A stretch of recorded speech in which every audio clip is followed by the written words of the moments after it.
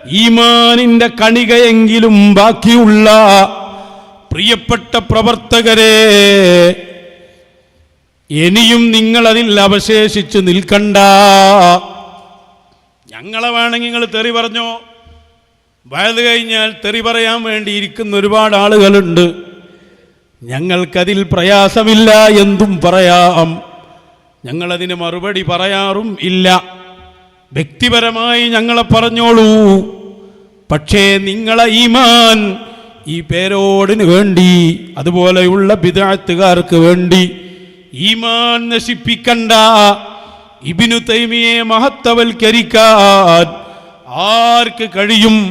അഖ്താഉ ഇബ്നു തൈമിയ എന്ന ഒരു ഗ്രന്ഥമുണ്ട്. മുതഅല്ലിമീങ്ങൾ മുഴുവനും പഠിക്കേണ്ട ഗ്രന്ഥം. അഖ്താഉ ഇബ്നു തൈമിയ ഫീ ഹഖ്ഖി റസൂലില്ലാഹ് സല്ലല്ലാഹു അലൈഹി വസല്ലം വഅഹ്ലി ബൈത്തിഹി.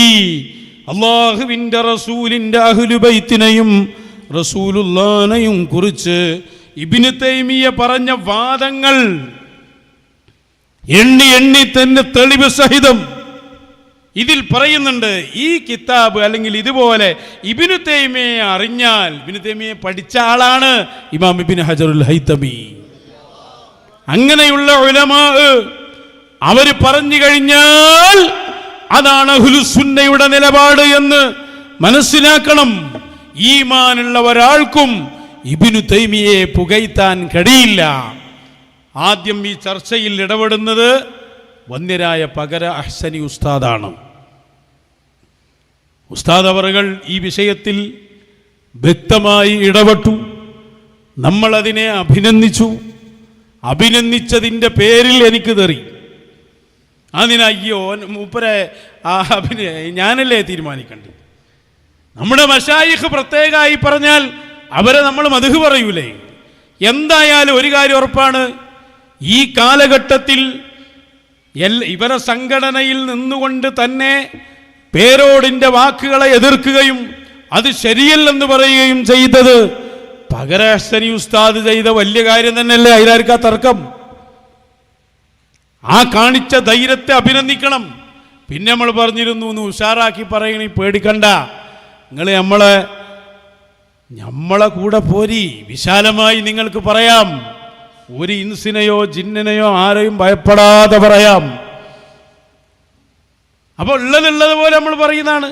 ഞാൻ പറഞ്ഞിരുന്നു, പകരക്ക് പകരം വെക്കാൻ അതിലൊരൊറ്റ കുട്ടിയില്ല. സുലൈമാൻ ഉസ്താദിനെ വിട്ടാളി, ഞങ്ങളെല്ലാവരും ഉസ്താദാണല്ലോ എന്ന് ഞങ്ങൾ പറഞ്ഞിരുന്നു. അതൊക്കെ ഒരു കൃത്യമായ വാക്കുകളാണ്. ഉണ്ടെങ്കിൽ കൊണ്ടുവരിങ്ങൾ. പകര അഹ്സനി മുത്താലഅ ചെയ്ത, പകര ഉസ്താദ് മുത്താലഅ ചെയ്ത നോക്കിയ കിതാബുകൾ, അതിൻ്റെ പേര് പോലും പേരോട് കണ്ടിട്ടുണ്ടാവില്ല.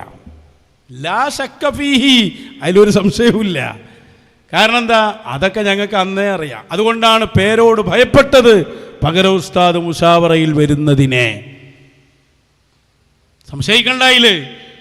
അപ്പോൾ ഈ പറഞ്ഞത് അദ്ദേഹം സുലൈമാൻ ഉസ്താദിൽ നിന്ന് പഠിച്ച ആ ഒരു പഠനത്തിൻ്റെ പവർ, ഒരു അഹ്സനി ബിരുദത്തിൻ്റെ പവറൊക്കെ അദ്ദേഹം കാണിച്ചിട്ടുണ്ടാവും അയാൾക്ക് കഴിയുന്ന ഭാഷയിൽ.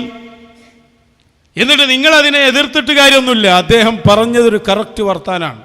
അതിൻ്റെ ഏറ്റവും പ്രധാനപ്പെട്ട പോയിന്റാണ് ഇപ്പം നിങ്ങൾ കേൾക്കുന്നത്. അതും കൂടി വെച്ചു കൊടുക്കും. ബിദ്അത്തുകളാണ് പറഞ്ഞതെന്ന് അയിമ്മത്ത് രേഖപ്പെടുത്തി കണ്ടാൽ വല്ലാത്ത ആശ്ചര്യമാണ്. അതുകൊണ്ടാണ് ബഹുമാനപ്പെട്ട ഇബ്നു ഹജറുൽ ഹൈതമി ഇബ്നു തൈമിയെ പഠിച്ച ആളാണ് സഹോദര. ഇബ്നു തൈമിയെ നല്ലപോലെ പഠിച്ച ആളാണ് ഇബ്നു ഹജറുൽ ഹൈതമി. പഠിച്ചിട്ടില്ല നിങ്ങൾ, അതുകൊണ്ട് ബഹുമാനിച്ചു പറയുന്നു എന്ന് മാത്രം. അദ്ദേഹത്തെ ബഹുമാനിച്ചു പറയുന്നവരൊന്നും ഇബ്നു തൈമിയെ വേണ്ട പോലെ പഠിച്ചിട്ടില്ല. അഖ്താഉ ഇബ്നു തൈമിയ എന്നൊരു ഗ്രന്ഥമുണ്ട്, അതൊന്ന് വായിച്ചിട്ട് ഒന്ന് പ്രസംഗിക്കട്ടെ. അഖ്താഉ ഇബ്നു തൈമിയ എന്ന ഗ്രന്ഥം ഒന്ന് വായിച്ചിട്ട് ഇബ്നു തൈമിയ അനുകൂലിച്ച് പ്രസംഗിക്കാൻ നാവ് പൊന്തൂല ഈമാൻ ഉണ്ടെങ്കിൽ. അതൊരു വർത്താനാണ്. ഒരു കിതാബുണ്ട്, അൽ മഖാലാത്തു സനിയ ഫി ളലാലാത്ത് ഇബ്നു തൈമിയ എന്ന് പറയുന്ന ഒരു ഗ്രന്ഥം. അത് അല്ലാമ അബ്ദുല്ലാഹിൽ ഹററി എഴുതിയതാണ്. അതിൽ പറയുന്നു, അലി റളിയല്ലാഹു അൻഹുവിനെ വല്ലാതെ കുറ്റം പറഞ്ഞ ആളാണ് ഇബ്നു തൈമിയ. ഇത് കേൾക്കുമ്പോൾ നോക്കൂ നിങ്ങൾ, ഇത് അദ്ദേഹം പറഞ്ഞു കൊടുത്തു. പേരോട് പ്രസംഗിച്ചതിന് ശേഷവും അദ്ദേഹം അന്ന് പ്രസംഗിച്ചു. ഇബ്നു തൈമിയെ ഗുണം പറയാൻ, മദ്ഹ് പറയാൻ ഈമാനുള്ളവന് കഴിയില്ല എന്നാ പറഞ്ഞേ. അവ പറഞ്ഞാക്ക് എന്തില്ല, ഈമാൻ തീരെ ഉണ്ടായിട്ടില്ല, പോകുന്നുള്ള പേടിയില്ല. കാരണം അത് ആദ്യം ഉണ്ടായില്ല. ഉള്ളവർക്കല്ലേ ഇത് പോകുന്നുള്ള ഭയം. പകര ഉസ്താദ് അവന് വളരെ കറക്റ്റാണ്. അദ്ദേഹം അത് കിതാബിൽ നിന്ന് ഉദ്ധരിച്ചുകൊണ്ട് പറഞ്ഞതാണ്. സുലൈമാൻ ഉസ്താദിൻ്റെ വിനയവും ആ വിനയത്തിൽ നിന്ന് കണ്ടുപിടിച്ച ജീവിത ശൈലിയും വിനയവുമൊക്കെ പകര അഹ്സനി ഉസ്താദിൻ്റെ ജീവിതത്തിൽ പ്രകടവുമാണ്. അത് മശായിഖന്മാരുടെ കൂടെ കൂടിയിട്ട് അത് പറയാൻ കൂടി തൗഫീഖ് ഉണ്ടായാൽ അതാണ് യഥാർത്ഥ രൂപത്തിൽ വന്നുകൊണ്ടുള്ളത്. അതൊരു പറച്ചിലുമായിരിക്കും. നോക്കൂ നിങ്ങൾ, ഇബ്നു തൈമിയയെ സംബന്ധിച്ച് ഉലമാ രേഖപ്പെടുത്തിയ ചില ലഫ്ലുകൾ ഞാൻ ആദ്യം ഉദ്ധരിക്കാം.